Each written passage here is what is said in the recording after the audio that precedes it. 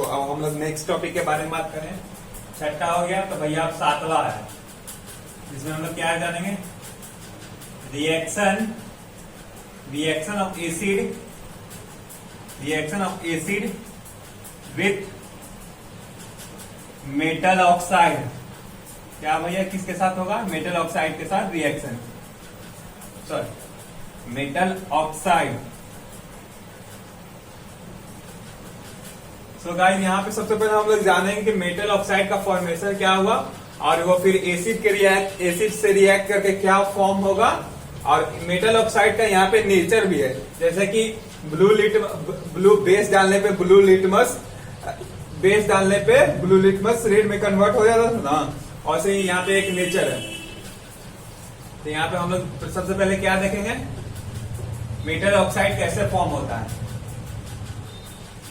Metal plus oxygen दोनों आपस में केमिकल रिएक्शन करते हैं तो it form a metal oxide. क्या, मेटल ऑक्साइड।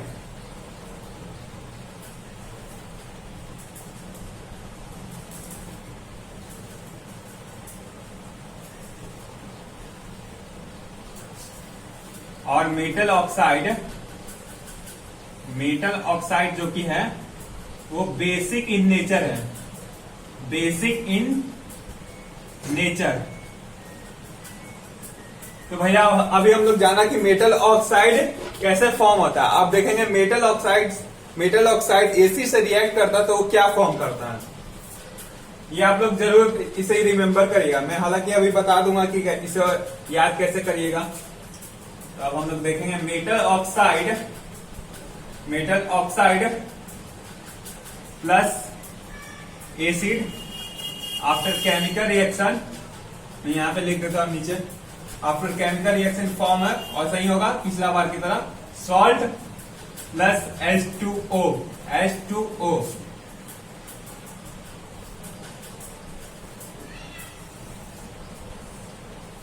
सो गाइस अभी हम लोग पढ़ रहे सातवें प्रॉपर्टीज के, जिसमें एसिड को हम लोग रिएक्ट करेंगे मेटल ऑक्साइड को। तो सबसे पहले हम लोग ने जाना कि मेटल ऑक्साइड कैसे फॉर्म होता है, ऑक्सीजन से रिएक्ट करके मेटल ऑक्साइड फॉर्म हो जाता है। फिर हम लोग ने जाना कि मेटल ऑक्साइड का नेचर क्या होता है, बेसिक नेचर होता है। फिर मेटल ऑक्साइड को एसिड से रिएक्ट करा के उसको हम लोग सॉल्ट प्लस H2O बना डाला। तो फिर भैया इसमें बहुत सारे बच्चों को ये कंफ्यूजन होता है कि मेटल ऑक्साइड भैया बेसिक नेचर का होगा कि एसिड नेचर का होगा। हालांकि इसको एक और होता है नॉन मेटल ऑक्साइड, वो कौन सा नेचर का होगा। तो इसको याद करने के लिए मैंने एक अपना जुगाड़ समझ लीजिए या कुछ भी समझिए, तो इसको मैंने ऐसे बोला है। देखो जो मैं कैपिटल में लिख रहा हूं ना उसका मीनिंग है, और जो स्मॉल में उसका मीनिंग नहीं है। तो मोटा भाई जो मोटा भाई का यहाँ पे मतलब है भैया MO, यानी कि मोटा। जैसा कि मैंने बोला था जो कैपिटल में उसका मीनिंग है मोटा, यानी कि मेटल ऑक्साइड। क्या, मोटा से क्या हो जाएगा, मेटल ऑक्साइड। अब भाई यानी कि मेटल ऑक्साइड कौन सा नेचर का है, बेसिक।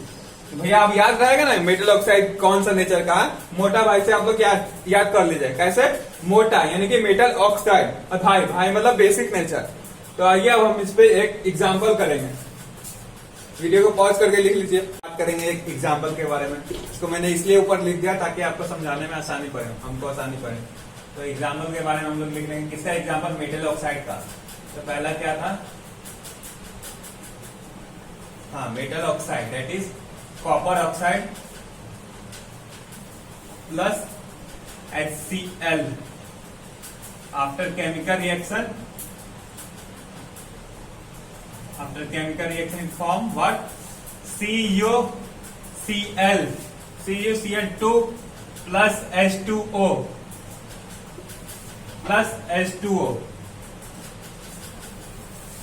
यहाँ पे मैं आपके सहूलियत के लिए आपको ज्यादा समझाने के लिए ऊपर तो लिखा हुआ। तो भैया क्या था, metal oxide plus acid after chemical reaction form of salt plus water.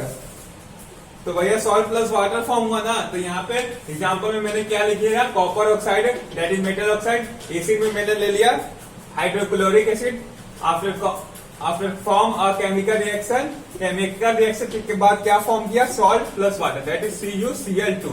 लेकिन यहाँ पे आपको एक कलर चेंज को ध्यान रखना होगा, दैट इज कॉपर ऑक्साइड का कलर है ब्लैक, किसका कलर, कॉपर ऑक्साइड का, और यहाँ पे कॉपर क्लोराइड का कलर है ब्लू ग्रीन, ब्लू ग्रीन, जो कि एक सॉल्ट है।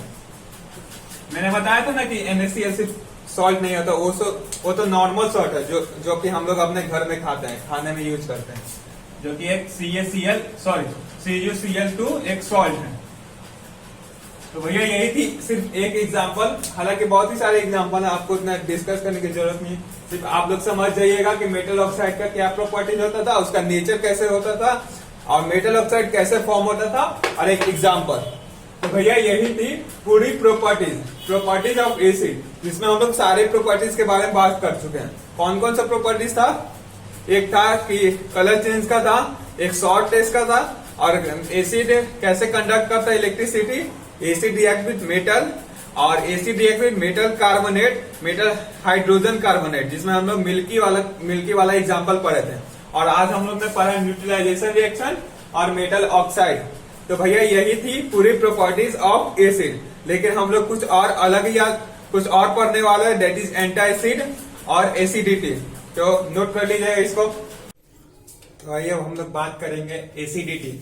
यहाँ पे मैंने डायरेक्ट क्वेश्चन ही लिख दिया जो कि आपके एग्जामिनेशन में पूछा जाता है, हालांकि एसिडिटी क्या होता है मैं उसे भी इसी में समझा दूंगा। तो भैया यहाँ पे क्वेश्चन क्या है, how can be relief if a person suffering from a acidity.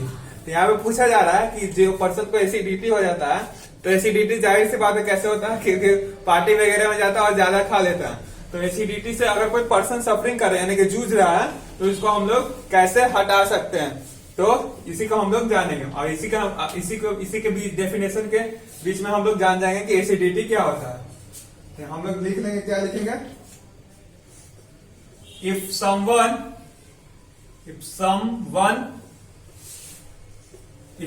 is suffering from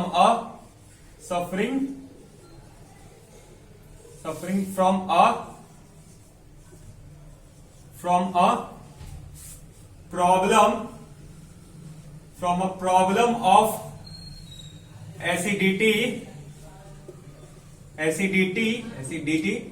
due to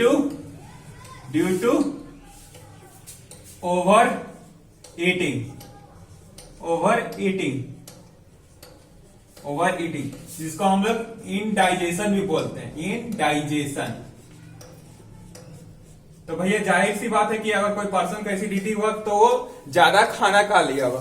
तो भैया ये तो कारण था, इसको हम लोग कैसे रिमूव कर सकते हैं, तो इसको हम लोग we can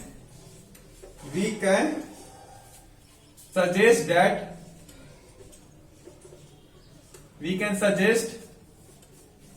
taking a baking soda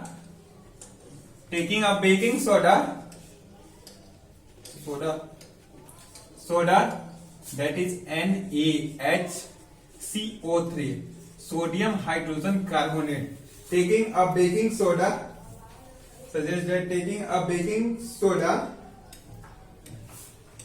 which react with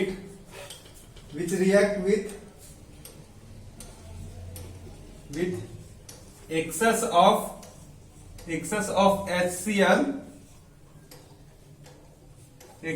HCl in our stomach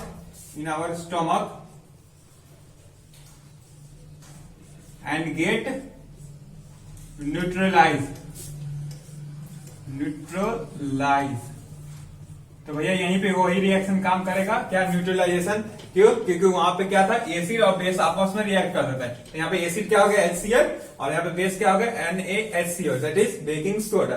तो भैया यही कारण था, अगर कोई पर्सन सफरिंग कर रहा है किस चीज से, एसिडिटी से, तो कैसे क्या कारण होगा, क्योंकि वो ज्यादा खा लिया होगा। और इसका कारण क्या है, इसको कैसे ठीक करेंगे, बेकिंग सोडा को और HCl, जब एसिड और बेस को आपस में रिएक्ट करा देंगे तो क्या फॉर्म कर देगा, सॉल्ट प्लस वाटर, वही हमारे स्टोमक में फॉर्म कर देगा, गेट न्यूट्रलाइज, यानी कि वो पर्सन अब एसिडिटी से नहीं जूझेगा। और इसी में हम लोग क्या समझेंगे, एंटा एसिड, जो कि एक और नाम है, आपके टॉपिक ही में दिया हुआ है एंटा एसिड, इसको एक और नाम से जाना जाता है, दैट इज मिल्क ऑफ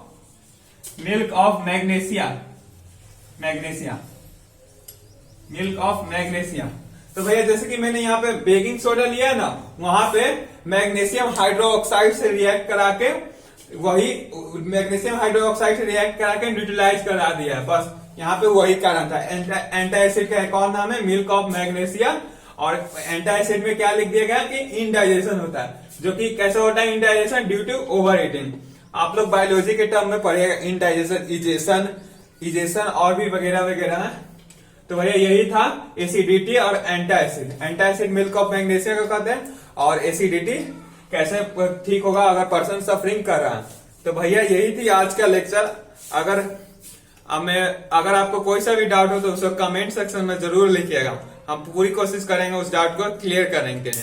तब तक के लिए आज का यही लेक्चर था, फिर मिलेंगे नेक्स्ट लेक्चर में, तब तक के लिए ओके बाय। नामुमकिन जैसी कोई भी चीज नहीं,